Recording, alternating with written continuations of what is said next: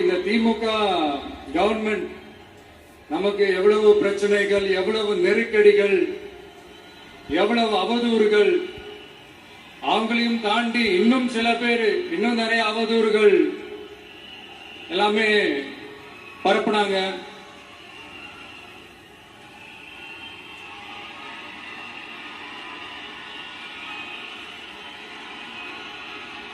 இந்த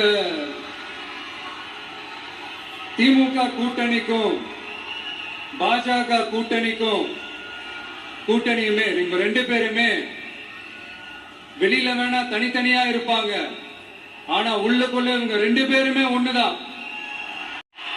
இவங்க ரெண்டு பேருக்குமே ஒரே நோக்கம் தான். அது என்ன நோக்கம் தெரியுமா? உங்களுக்காக நல்லது செய்ய, உங்களுக்காக உழைக்க, உங்களோட கூடவே நிக்க இந்த விஜய் வந்துடக்கூடாது. அதுதான் அவங்களுடைய அந்த நோக்கமே.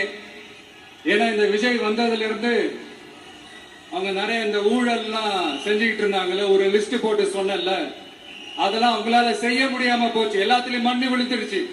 அதனால சம கோபத்துல இருக்கிறாங்க என் மேல. அதே மாதிரி அடுத்து ஆட்சிக்கு வர முடியாத ஒரு சூழ்நிலைய மக்களே நீங்களே ஆல்ரெடி உருவாக்கிட்டீங்க.